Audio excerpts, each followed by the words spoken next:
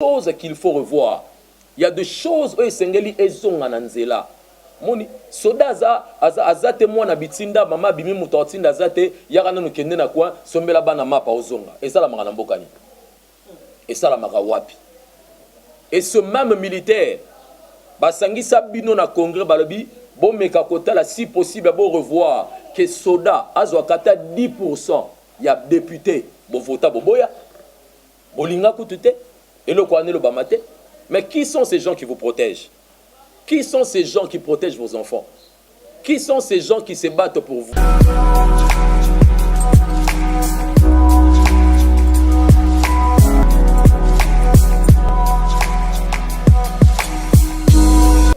To pesi bino mbote bande konyoso bolandi biso lisusu na tongo alelo. De partout ailleurs, bisi kanyoso bozali connecté, boza branché na etando bozola na biso par rapport ya nzela oyo bondima bopona pona ko salaka échange ko partager na bino mwa muke ya basango oyo izoleka na kati ya mboka na biso. Topesi bino mbote bandeko nyonso lelo toza na ngonga mingi te po tokabola na bino mais mwa muke tolingi to partager na bino tolingi bo meka kopesa biso mwa muke matoi tozoyoka awa bruit ezo circuler balobi mbwa asui mbwa. Mbwa asui mbwa pourquoi? Parce que mbulunga na ekoti na ngambu na bango moko. Mbulunga na ekoti na ngambu na bango moko biso na bino tozolanda. Bomoni dossier ya président ya Sénat elongo na sénatrice Goya esali makelele. Esali makelele pourquoi? Parce que les bas commencent à blesser. Les bas commencent à blesser. Ezana biloko mingi bandai koleka na kati ya mboka na biso depuis un certain temps où ezala ki connu te, mais plus le temps a changé, plus la gouvernance a changé et beaucoup de vérité ou beaucoup de réalité est comme kobima na polele. Depuis la nuit de temps, oza congolais lokola ngai okopé sanga raison, je pense jamais les réalités financières ou gestion ya makambo mingi ya la chose publique ezalaka connu. Totikala koyeba te ba décaissement et bande ko sala ndenge nini totikala koyeba te ba affectation ya ba fonds décaissés et bande ko sala ndenge nini.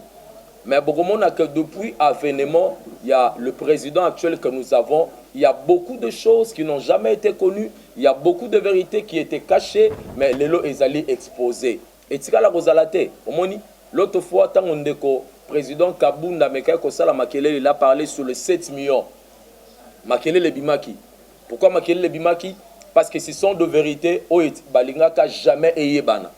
Mon etikala jamais koyeba quand le congrès se réunit combien et bande ko zala débourser et bande ko sala manenge nini totikala koyeba te. Mais lorsqu'il est venu il a parlé. Moi j'ai posé une question là-bas qui bon ndeko lobi 7 millions. Tango boboyi tomi tuna motuna moko est-ce que zala ki liboma azu yango wapi? Est-ce que ba donner au appelle ça qui a 7 millions? Et zala qui vrai, tout zala qui fausse. C'est par là qu'il fallait commencer. Et ce que zala qui mabé, to senga qui qui chef de l'État, c'est lui le garant de la nation. Audit zala ka interne té, il y a également l'audit externe. Il y a lieu de convoquer ou de faire appel même na ba auditeur, ba outi libanda, ba ko auditer mboka, ba ko auditer la chose publique, ba comment est-ce que le fonds alloué na gestion à chose publique eza ko salema. Ndo moni esika moto epeli. Moto epeli pona nini? Mbongo ebimaki balobi pona ba travaux à réflexion. Il y a Sénat. Mbongo moko ebimaki d'une valeur il y a 4 millions de dollars. 4 millions. Depuis Sénat et Zala Sénat, nous n'avons jamais appris des choses pareilles. Que mbongo ebimaka, il y a réflexion à Sénat et Zala combien? Pour mon que le changement et ça est comito tant où il y a changement et c'est salami. Tolobaki ngonga ya ba prince, ya ba roi, ya ba intouchable et c'est silaki. Ozalanani, le président là-bas qui tout le monde s'il le faut doit répondre devant la justice. Tout le monde. Mbongo a Sénat et mbongo a FCCT. Mbongo a Sénat et mbongo ya Alexis Tambo Mwambate. 4 millions de dollars juste pour la réflexion. C'est ce qui a fait créer Makelele. Et ça dit que Nangambuana Kopanzana et Salema. Kopanzana et Salema pour Nanini parce que va découvrir non seulement 4 millions, mais l'entreprise où ils qui chargé, il y a que ça là travaux et réflexion, il y a Ndeko Nabiso Alexis Tambwe Mwamba. Dites-moi un peu. Congo ango ezokende wapi? Toelinga kende wapi? Yango tozoloba, ceux qui sont abattu lelo qui sont en train de s'aligner derrière ces gens à moins que bazana mutute. Ceux qui sont abattu lelo baza ko appuyer, bato ba faire fléchir le Congo pendant plus de 18 ans à moins qu'il ne soit pas des Congolais. Parce qu'un Congolais, un fils de cette nation, biloko boye akoki kozala simate, akoki ko appuyer te. Tolobaki yango mukoleleki, un policier touche combien? Tolobaki yango mukoleleki, un fonctionnaire de l'État touche combien? Totunaki, un militaire, hors de ça la garde, butuna mo yo lali epa na yo, il touche combien? Lelo soda a komi na mwana bitsinda ya bakonzi, bamoni garde républicain, na teni ya mura, na wenze, amemi kitunga, et salama na mboka nini? Lorsque nous parlons de l'état de droit, ça veut dire qu'il y a des choses qu'il faut revoir. Il y a des choses où esengeli ezonga na nzela. Moni soda azate mwana bitsinda mama bimi mutotinda azate yakana no kende na kwa sombela bana mapa ozonga. Ezala maka na mbokani. Ezala maka wapi. Et ce même militaire basangisa bino na congrès balobi bon meka kotala si possible bon revoir que soda azwakata 10% ya député bon vota boboya bolinga kutute et le kwane le bamate. Mais qui sont ces gens qui vous protègent? Qui sont ces gens qui protègent vos enfants? Qui sont ces gens qui se battent pour vous? Soda a une adresse fixe. Azara nesika van narate. Le lois na Kinshasa, le bien qui na Goma, le bien na Butembo, le bien na Wapi. Mais comment est-ce qu'il gagne sa vie?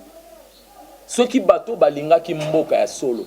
Mais il fallait commencer par résoudre, revoir la situation de tous ces gens.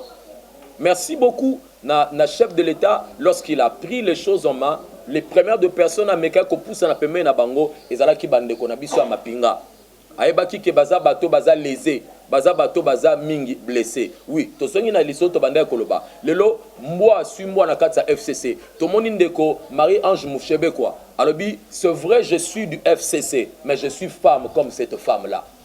Moni abinaza mwasi, atanaza na FCC, mais makambo elekiwana ridiculiser une femme comme ça dans le public, alobi moi je ne partage pas. Moi je ne partage pas, moi je ne partage pas. Abi la preuve en est, na posa qui même signature na ngana document na bangote. Moni, toyoki balobi, ba femme nyonso ya FCC, ba sangani na sima ya sénateur Alexis Tambwe. Oza mwasi. Hein, oza mwasi, zonga nanu mama, zonga. Hein, zonga nanu. C'est une femme. Mobala me magaze mité. C'est une femme. Et cette femme s'est levée du haut.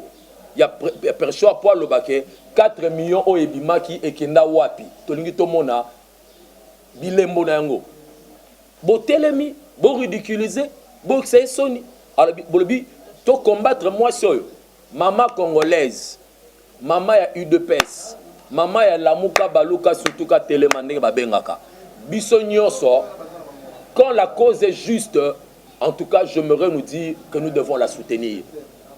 Quand la cause est juste, bah maman, tous les ratés, tout tambolaka, ce qui pour nanini. Une occasion également de marcher et de dire non à ces choses yangoana. Même bino boza wapi, beaucoup ko s'aligner pour soutenir des choses pareilles. C'est par là également na lingina simba na le kambala moko pona kolobela likambo etali lutte oyo ndeko na biso papa na biso évêque azo mené depuis un certain temps. Omoni à Télémi, Tolobaki, Tango Kutuna Bandaka Lobaki sauvant le Congo. Il a mené cette lutte seul. Il n'a pas eu de soutien. Il n'a pas eu de gens derrière lui pour nous soutenir jusqu'à tel point Alinga perdre Vinaï. Ndeko ale moloto à Télémi ayembi nzembo musabito umeli mingi na kati ya boumbu. Et comme il tango bongisa mboka, il a été empoisonné. Pour dire que quand il y a certaines choses qui sont dites, ces gens-là sont mal vus. Mais où sont les Congolais qui sont fatigués de pleurer? Ba Congolais baza po ba lembi kolela mbokani tolobaki mbokani ni tilelo o bakenda ko defali pana tongo bafutaka na poko eza mbokani hein lipango ya combien il y a 200 francs au defiango na tongo obe ofuta na poko et ce que muta nyongo ayo omuna pe obatami lobite bolo banazate ayaka lobi bolo banazate aka lobi ça c'est le ridicule. Et c'est jusqu'à ce niveau qu'on a ramené un Congolais. Les ridicules. Oh, ce qui tient l'eau, l'iki moko, oh, il y a 300 francs, ils en ont le luxe. L'iki moko, ils en ont le luxe pour les Congolais. Ça, c'est les ridicules. Pendant que partout ailleurs, il y a des choses où on n'en parle même pas, et c'est le cas.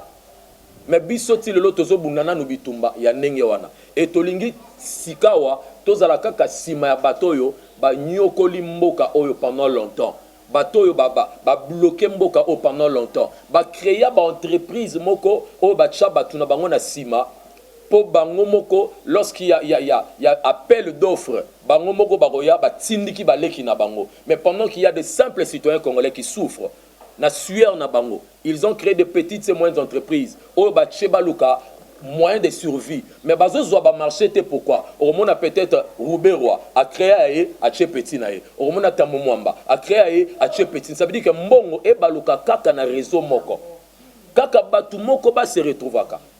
Mais Oromona celui qui a commencé aujourd'hui tango abandi musala, et ça pour aider ba Congolais. Moni, batu mususu ba kolongwa na chômage pourquoi? Une fois que Moutoumoko a scellé ta entreprise, a engagé droit 2 ou 3 personnes. Mais n'est-ce pas qu'il est en train de contribuer pour que Mbo Cannabis soit Kende Liboso? Nassima a engagé 2 personnes, quelqu'un qui a créé un PME. N'est-ce pas que Nassima a 2 personnes, il y a 2 familles qu'il a pris en charge? Est-ce que ce ne sont pas des gens ou des initiatives à soutenir? Yango to beleli lisusu. Eza na bato ba mbongo na bango ekangama kuna na présidence. Président Fachi. Bato ba fournissa biloko na kati ya mboka bakotisa ti lelo ils sont impayés. Ils sont impayés, ba dossier na bango eza bloqué na ministère ya budget. Ti lelo bazo traiter yango te pourquoi likambo ya rétro commission. Ba fandela baloba na bango ceux qui bo pesité, ceux qui vont négocier, vos dossiers ne seront pas signés. Et jusqu'aujourd'hui ces gens-là pleurent. Bazo mata bazo kita ba audience bazo ba rendez-vous bazo zwa mais bazo yamba bangote pe bazo futa bangote to sengyo sunga biso kote wana mwa muke par rapport ya cette situation. Maman arrive maman Ange Mushebe quoi en tout cas tozana simana yo initiative oyozui eza malamu to meka mwa muke koloba na ndeko na biso Jean-Marie Kassamba. Je me demande si Jean-Marie Kassamba est vraiment congolais. Je me pose cette question. Maman moka benga ki biso lobi ndeko Jean-Marie Kassamba kendo tala école otangaki na Mbujimai. Kena no kotala ba otikaki soki ochaki banku na ezali. Kena no kotala esika olekaka quand tu étais élève. Si lelo école wana ezaka ndenge wana. Soki vraiment tu étais congolais. Na makambo nyonso bandeko bazo sala to basali. N'est-ce pas que tu pouvais être la voix de ces Congolais là qui sont en train de souffrir dans le fin fond?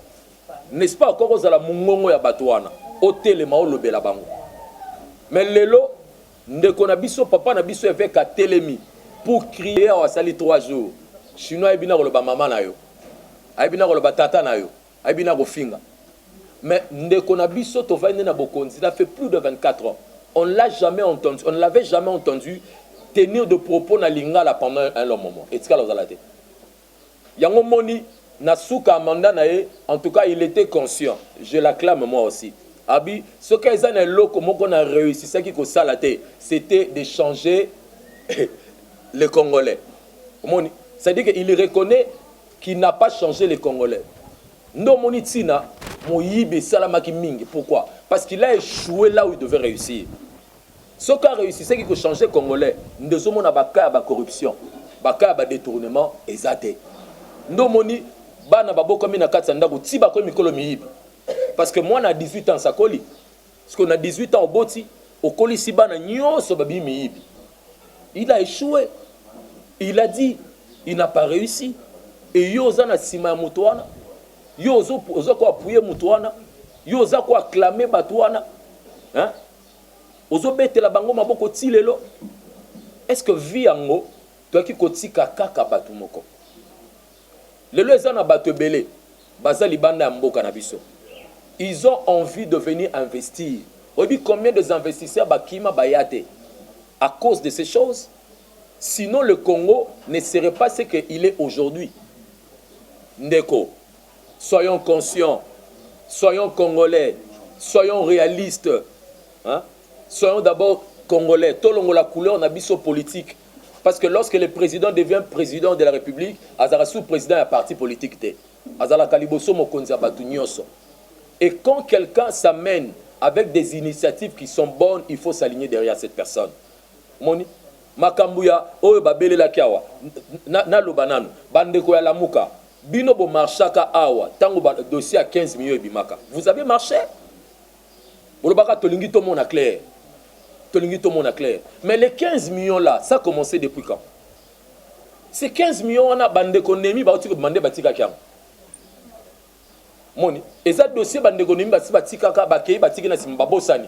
Tant ba remarquer que babo sena ko kanga lidusu abitozo ngambango to kanga lidusu tant ba ko kanga bakuti ndeko feka safandi abinde ko feka to tika lidusu polela soko lie osa no kanisa rapé biso mais le kola ndeko alinga ko lie na ninga mo ka boko kanisa bango esa nini ndebe ni mulungana moni yango tolba ki mbwa asui mbwa moni soki ndeko akatela ka bango erwana nde dossier 15 millions to nga ki to e bango te ndo moni tolobi bokonzi wuti na nzambe mutabunisa kango te. Ata bosangani ebele soki nzambe nda décidé acha muto esika wana boko sala makita alobi 1000 tomberont à sa gauche et 10 000 à sa droite, lui ne sera pas atteint. C'est l'époque à laquelle otoza ko vivre o mokonzo ya fandi, ça veut dire que na basali nzambe balobeli babi yende nzamba chene esika wana. Il est temps de soutenir cet homme. Il est temps d'être derrière lui. Moni 15 millions et bimi pour boliaki bokabolité 15 millions c'est le makelele si ko bakangi muto à 15 millions bon dit que le président a trahi. Il a trahi qui? Il a trahi sur base de quoi? Hein? Tout le banane. Il a trahi qui? Il a trahi quoi? Soka tikaki bolingaki boloba il est complice. Si ko bakangi bolobi il a trahi. Bozoluka nini? Ndeko muzitu yo lelo lobi oza opposant. Tu as été premier ministre ici. Tu n'avais pas moins de 500 conseillers. Ba conseillers sont sur ngwa ba to ba nuna ba nuna. Otondi si bango ebele. Bango nyonso ba ki lokola ba conseiller ya mutu moko. Comment tu as géré la chose publique pendant que tu étais premier ministre? N'est-ce pas que tu partageais na bato FCC? N'est-ce pas que Zolia na bato FCC? Hein? Pendant que vous êtes premier ministre. Le lokola ba vandise qu'on a chaise éjectable a fini bouton pas et bois qui ok. Olingyo ba le kolobite je suis devenu opposant. Mais quand ça l'a opposé ça m'a bêté. Mais il y a ça la biso rapport, il y a tant oyo géraki. Il y a biso combien de maisons tu avais acheté? Il y a biso na tant oyo zala qui premier ministre, qu'est-ce que tu as laissé comme trace? Ba lo bakelo lo to fani to lo baké premier ministre Muzito azala ki mokonza mboka asala ke loko boye. Tala, on ne peut pas élever une nation aussi longtemps que la justice de cette nation est corrompue. On ne peut pas changer une nation aussi longtemps que la justice de cette nation est malamouté. Si la justice est allée, ils ont un garde-fou. Si la justice est allée, ils ont une limite pour que mutu na mutu aille bako gérer et si kana nini na ko sala pe si kana ko telemela. Yango moni to lobaki to sengaki to bandeli to kolobango mikolo nyonso mokonzi ya mboka ko nommé ba secrétaire général à Sikaiza Mabete. Mais avant qu'il y ait remise et reprise, il faut qu'il y ait des commissions d'audit. Des commissions d'audit et Salema. Bayeba, celui qui était là pendant 5, 10, 20 ans. Tous les fonds qui étaient entrés dans la juridiction, qu'est-ce qu'il en a fait et comment c'était affecté? Bata la bayeba, bami tuko bachaki na disposition na yo, to PDG entreprise, les mandataires. Qu'est-ce que tu en as fait?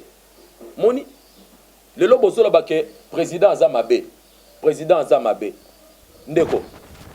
Au vandi pendant longtemps, banyoko la kayo, balelisa kayo. Nga na ye na lobi na ye ko kangela o muto alelisa kayo. Nazaka mabe pendant très longtemps. Bazo yiba yo.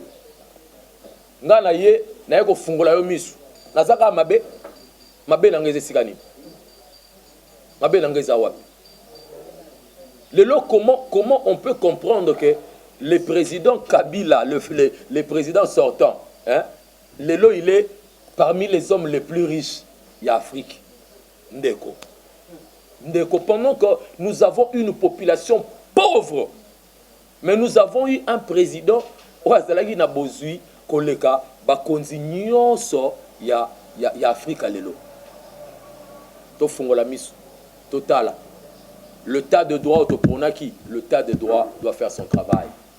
État de droit, le président là-bas qui la justice de l'indépendance. La justice doit faire son travail. Ce qui va interpeller Moutou, ezalika Moutou. C'est maintenant, je crois, nabandi ndeko na biso ki mbuta a rolekapé. Nabandi soki lelo te lobi, ndeko ki mbuta pa okende. Et na sima wana déjà toyebi ke ezana bao ba rolanda na sima. Ba okende. Ça veut dire que ça singama tembele. Ezolia, ezokanga. Muketo lengaki to kabola na bino na tongwa lelo yango wana ndeko na biso. Merci mingi na bao ba balandi biso. Merci mingi na maman Béatrice Esika Ozwali Béatrice Bikobi topesi mbote na président Florine Mbouye Esika Azwami topesi mbote na papa Raphaël Azola na biso na musika bandeko nyonso ya presse boaki ko zala na biso na tongwa lelo topesi bino matondo mingi pona bonzimi ya ko couvrir émission Otobo sanitaire ndeko la Gazette Esika Azela Azola na biso bambote mingi komela yo bye bye tomonani à la prochaine.